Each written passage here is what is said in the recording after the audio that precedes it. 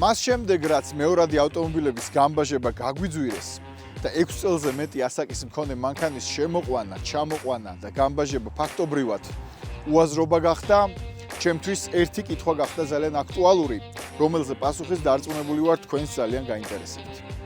ახალი მანქანები, რომელია საქართველოში ყველაზე კარგი ახალი მანქანა, ოღონდ მაქსიმალურად ხელმისაწვდომ ფასად, ანუ ყველაზე იაფი ახალი ავტომობილი, ოღონდ კარგი. ბევრი ფიქრი არ დამჭირდა იმის მოსახვედრად, რომ ერთ-ერთი საუკეთესო ნამდვილად არის აი ეს მანქანა, Toyota Corolla. ავტომობილი, რომელიც არის ბესტსელერი, ყველა დროის ყველაზე გაყიდვადი მოდელი. იმიტომ რომ არის ყველაზე გამძლე, ყველაზე უფუჭებადი და ყველაზე გამომდგარი. მაგრამ მოდით ამ ვიდეოში კარგად ვნახოთ კიდევ ერთხელ მართლაც რა ღირს ის დღეს ცენტრებში და რამდენად გონივრულია ამ ავტომობილის შეძენა იმ დროს, როცა მეორადი ავტომობილები ვეღარ ჩამოყვავს ისეთ ფასებში, როგორშიც აქამდე ჩამოყვავდა.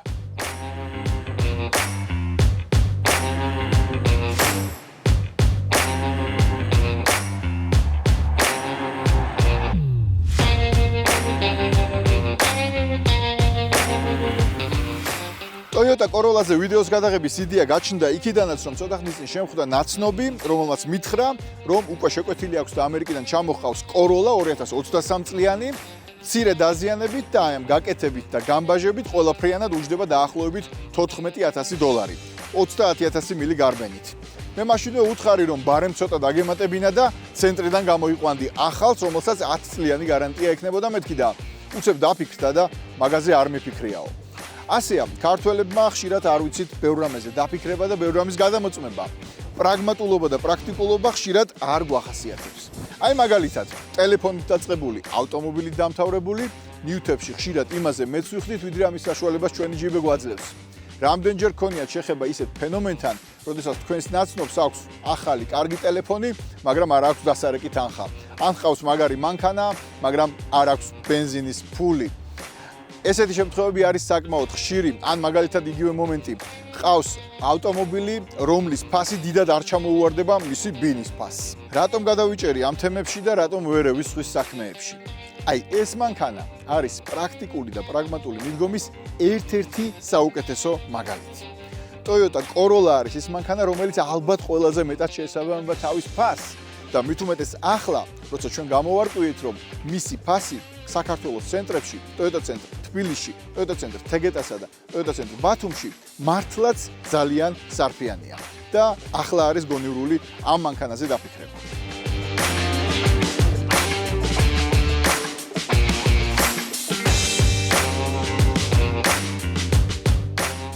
იაპონელებს ეს მანქანა არ შეუქმნიათ მდიდრებისთვის, რომლებიც მზად არიან ბევრი ფული გადაიხადონ ემოციებში, სისწრაფეში, ულტრათანამედროვე კომფორტში. მათ ეს მანქანა შექმნეს ისეთი ადამიანებისთვის, რომელთათვისაც მნიშვნელოვანია, რომ მანქანაში გადახდილი თითოეული $1 და ცენტიც კი იყოს გამართლებული და არ იყოს წყალში გადაყრილი. და ამავდროულად ეს სულაც არ არის უბრალოდ იაფფასიანი მანქანა. ეს არის იაპონური ავტომობილი, ეს არის Toyota, რომელსაც ყველაფერი აქვს, რაც აუცილებელია ჩვენთვის, სრული კომფორტი, სრული უსაფრთხოება, 10 წლიანი გარანტია. მოდით გულახდილად ვთქვათ, რომ ამაზე მეტი მანქანა კაცი შვილს არ ჭირდება.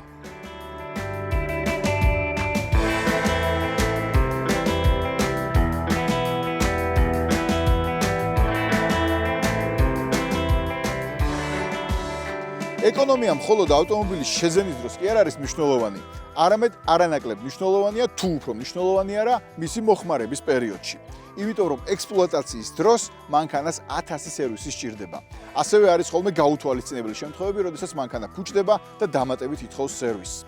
იმისათვის რომ ავტომობილი მუდმივად თქვენგან არ ითხოვდეს ფულის ხარჯვას, უნდა იყოს გამძლე. როდის არის მანქანა გამძლე? როცა ის არის მარტივი. Toyota Corolla-ში თუკი რომელიმე ავტომობილზე შეგვიძლია ვთქვათ, რომ არის მარტივი და ამავდროულად უსაფრთხო და კომფორტული, ერთ-ერთი პირველი არის სწორედ Toyota Corolla. ჩვენ დღეს Corolla-ს ისეთ ვერსიას ვიღებთ, ისეთ მოდელს, რომელშიც ალბათ ერთ-ერთი ყველაზე სანდო და გამოცდილი კომბინაციაა ძრავის და გადაცემათა კოლოფის. ეს არის ერთ-ერთი უმარტივესი და ერთ-ერთი ყველაზე საიმედო ტექნიკა. ამ შემთხვევაში ამ Corolla-ს აქვს ძალიან მარტივი, ერთ რიგა 4 ცილინდრიანი 1.6 ლიტრი მოცულობის ატმოსფერული ძრავა. 121 ცხენის ძალით და 153 ნიუტონ-მეტრი მაბრუნი მომენტით. არაფერი გრანდიოზული, მაგრამ ძალიან საიმედო. ეზრავა ამ კოროლაში თანამშრომლობს Toyota-ს ვარიატორთან. ეს არის ასევე წლების მანძილზე გამოცდილი i-Sin-ის ვარიატორი, რომელიც გვხვდება ხოლმე Toyota-ებში და Lexus-ებში. ამაზე უფრო გამძლე, ამაზე უფრო საიმედო კომბინაცია კაპოტის ქვეშ რომ იპოვო, ეს არის დღეს ძალიან რთული ახალ ავტომობილში. კი, ადრე ჰქონდათ და უკვდავი ტექნიკით ბევრი იწონებდა თავს, მაგრამ დღესდღეობით მხოლოდ რამდენიმე თითზე ჩამოსაცვლელ წარმოებლებს თუ შემორჩათ ასეთი ტექნიკა და ისიც ძირითადად იაპონელებს. ეზრავა არ არის ახალთახალი, მაგრამ ეს კოროლასთვის სულაც არ არის ცუდი პირიქით. ეს არის წლების მანძილზე გამოცდილი აგრეგატი, რომელსაც თავისი შესაძლებლობები უკვე დამტკიცებული აქვს. რაც შეეხება სიმძლავრეს, თუ კი 121 ცხენის ძალა თქვენთვის საკმარისი არ არის, პრაგმატულმა ადამიანებმა გახსოვდეთ იციან, რომ სარეზერვო სიმძლავრე დამატებითი ფული ღირს. საჭირო კი ყოველთვის ნამდვილად არ არის.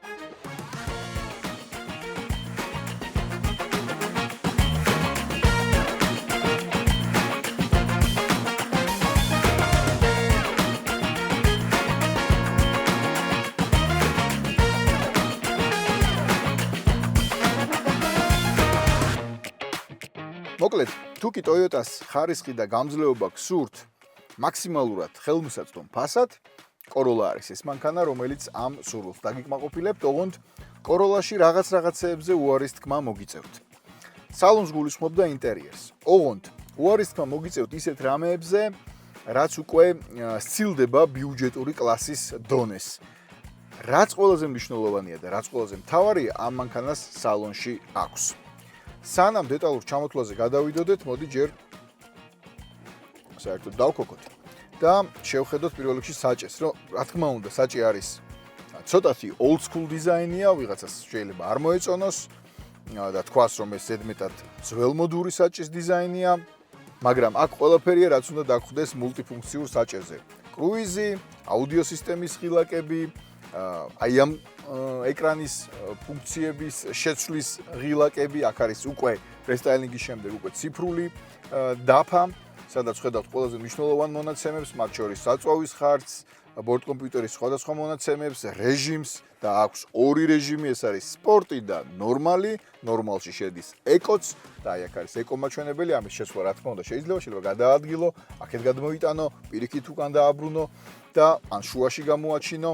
ერთი სიტყვით ეს უკვე აღარ არის ანალოგური, აქ ხედავთ ჩვენ ციფრულ ეკრანს, რომლის გრაფიკაც ოკეია, არ არის სასწაული, მაგრამ არის ნორმალური მისაღები, ისევ როგორც აი ეს ეკრანი, რომელიც საკმაოდ დიდია და აქაც ისევ და ისევ არის მარტივად ყველაფერი, გრაფიკა მისაღებია, არ არის სასწაული, მაგრამ არის მისაღები.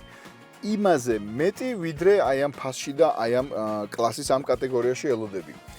რა აქვს ისეთი, რაც გვაფიქრებინებს, რომ Toyota-მ გააკეთა ეკონომია ჩვენზე, როცა ამ მანქანის ყიდვას გადავწყვეტთ.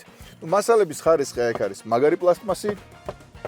კი ბატონო, აი აქ უკვე რბილი მასალაა, აქაც რბილია, აქაც კარგად შესრულებული, არა მყარი და არა ესეთი არა იაფასიანი პლასტმასი.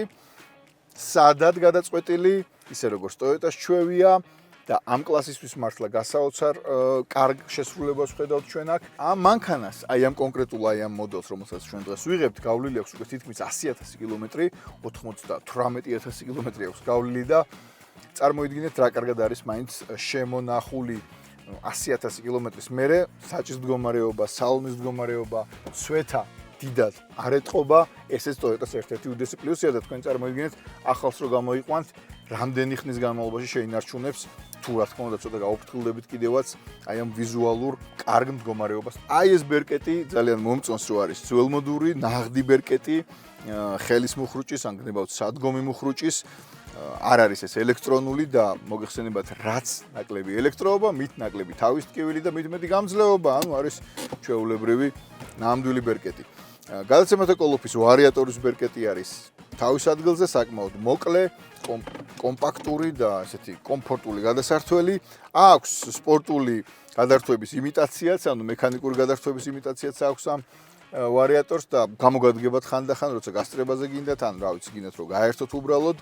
სპორტის რეჟიმს მე უკვე რო დავიზრები, მე ჩავრთავ და მე გეტყვით რას გულისხმობს სპორტის რეჟიმი ამ მანქანაში. სავარძლები, მისაღები, ეს არ არის სამ შემთხვევაში ტყავის სალონი, ეს არის ჩვეულებრივი ნაჭრის სალონი, რომელსაც ასევე არ ეტყობა დიდად ცვეთა.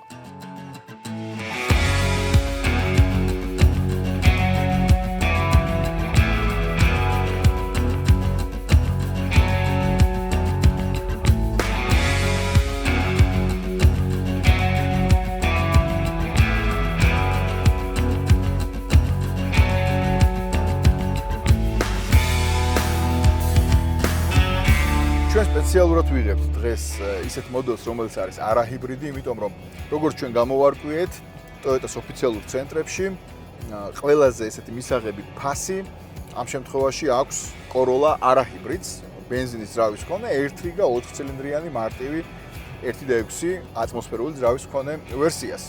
ეს არის ყველაზე იაფი Corolla-ებს შორის და მე სწორედ ისეთი მანქანა მინდოდა გადაგვეღო და გავგვიყვეს და რომელიც არის ყველაზე იაფი ახალ მანქანებს შორის. ეს არის ოჯახის მანქანა, ისეთი ოჯახის, რომელსაც არ აქვს დიდი შემოსავალი, აქვს საშუალო შემოსავალი და უნდა რომ იყიდოს მანქანასთან ერთად სრული სიმშვიდე და იმის კომფორტი, რომ ეს ავტომობილი არ გაუფუჭდება და არ მოუწყობს უსიამოვნო სიურპრიზებს. მეორეს მხრივ ეს არის ავტომობილი კომპანიებისთვის, თუ გაქვთ კომპანია, გყავთ მძღოლები და რაღაცა გჭირდებათ სარბენი ავტომობილი, რომელმაც არ ვიცი რა უნდა წაიღოს და წამოიღოს, ან ვინ უნდა წაიყვანოს და წამოიყვანოს, არის ფაქტობრივად იდეალური.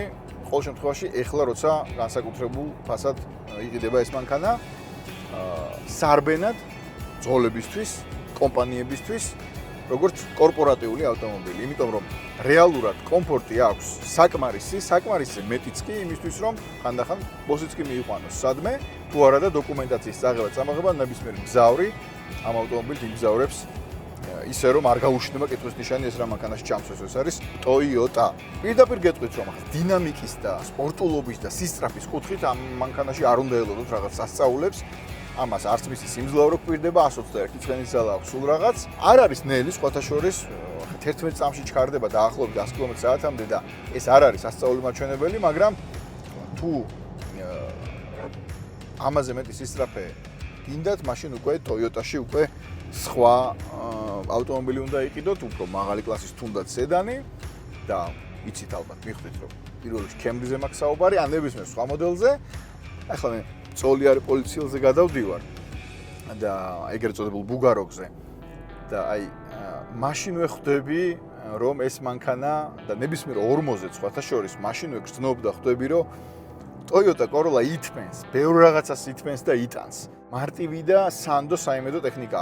უკან Corolla-ს აქვს მრავალბერკეტიანი საკიდარი, საჭის ჰიდროგამაძლიერებელი წლებია უკვე არის ელექტრონული და მინდა გითხრათ რომ საკმაოდ კარგად ემორჩილება მძღოლის ბრძანებებს, საკმაოდ ისეთი მართვადი და მანევრული ავტომობილი არის. თუ კი შეიძლება რომ Corolla იყოს მართვადი, ამაზე მეტი მართვადობა ამ კლასში და ამ ფასში მე მართლა ვერ წარმომიდგენია. რაც შეეხება საწვავის ხარჯს, შეგახსენეთ რომ ეს არის არაჰიბრიდი, ჩვენ ავირჩიეთ არაჰიბრიდი იმის გამო რომ რეალურად ყველაზე იაფი ღირს Corolla-ებს შორის არის სწორედ არაჰიბრიდი და მინდოდა იმ დასკვნის გაკეთებაც რამდენად საჭიროა საერთოდ ჰიბრიდში უფრო მეტის გადახდა, თუ რა თქმა უნდა არ ხარ ტაქსი მძღოლი და არ დადიხარ ბევრს. არაჰიბრიდი 1 და 6 4 ცილინდრიანი მარტივი ატმოსფერული ძრავა და ვარიატორი, Toyota-s გამოცდილი ვარიატორი, აი ეს იმის. ჩემი დღევანდელი საწვავის ხარჯი გამოვიდა საშუალოდ 6.4 ლიტრი 100 კილომეტრზე. ეს მოიცავდა როგორც ქალაქს, ისე ქალაქგარეთ სიარულსაც, დაახლოებით 1 საათი ქალაქში ვიარეთ, შემდგომ გამოვიდით ქალაქგარეთ.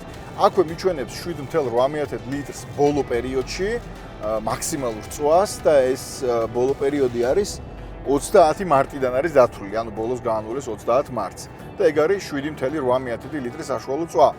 რაც ძალიან კაი მაჩვენებელია არაჰიბრიდისთვის.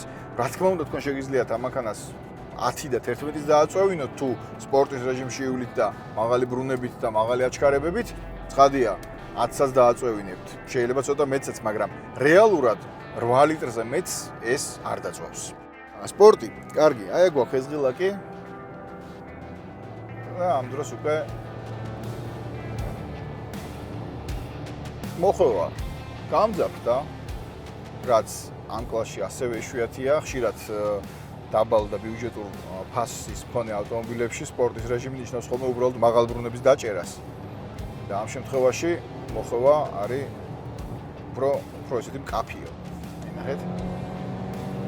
რა თქმა უნდა, იძაბება, იმიტომ რომ ეს არის სულ რაღაც 4 ცილინდრი, ეს არის სულ რაღაც 121 ცხენის ძალა, მაგრამ ქალაქგარეთ გასწრებებისთვის და ისე თქო, ცოტა აგრესიული სიარულისთვის ესეც საკმარისზე მეტია. ასე რომ არ მოისაკლისებ სიმძლავრეს გასწრებაზე გასასვლელად, ყოველ შემთხვევაში რაღაცა რაკეტა ეს მანქანა არ არის და ვერც იქნება, მაგრამ სპორტის რეჟიმში როგორც კი გადააგდებთ, ძალიან მარტივად გახვალ გასწრებებზე.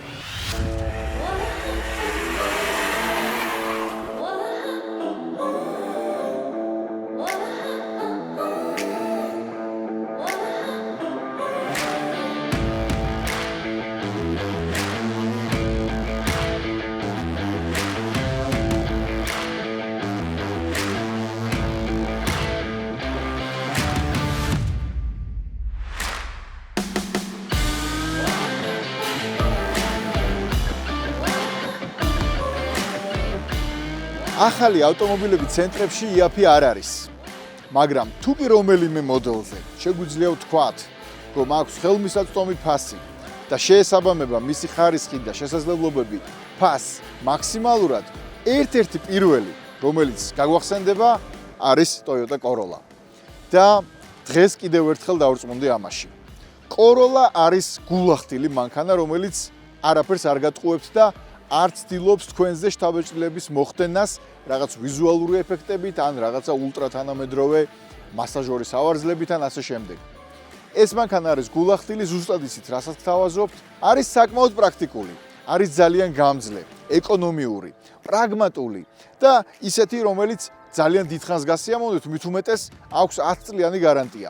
როგორ მოქმედებს 10 წლიანი გარანტია? აქვე ჩავშალოთ, როდესაც ვადა გასცეს ქარხნულ გარანტიას, თუ კი თქვენ მუდმივად გაუკეთებთ Toyota-s ოფიციალურ სადილეროში გეგმიურ მომსახურებას, გარანტია გახანგრძლივდება 10 წლამდე. რამხელა ფსიქოლოგიური შვებაა, როდესაც იცი რომ ავტომობილს 10 წელი ექნება გარანტია. აი ამ 10 წლიანი გარანტიით და კიდევ იმით, რაც ამ ვიდეოში ვისაუბრებ, Toyota Corolla თავის სეგმენტში, თავის ფასში და თავის კლასში მე დაუმარცხებელი მგონია. დაუმარცხებელი მგონია ახალ ავტომობილებს შორის, რომლებსაც ხელმისაწვდომი ფასი აქვს საქართველოში. და მით უმეტეს, ახლა, როდესაც Toyota Center თბილისში, Toyota Center თეგეტასა და Toyota Center ბათუმში ასეთი კარგი ფასი აქვს. ამ ვერსიის ფასი გახლავთ $17,400 ექვივალენტი ლარში. და რა თქმა უნდა, შეგიძლიათ ისარგებლოთ trade-in-ის სისტემით, ჩააბაროთ Toyota ან სხვა მარკის ავტომობილი და დაამატოთ შესაბამისი თანხა და გამოიყვანოთ აი ეს ახალი Corolla.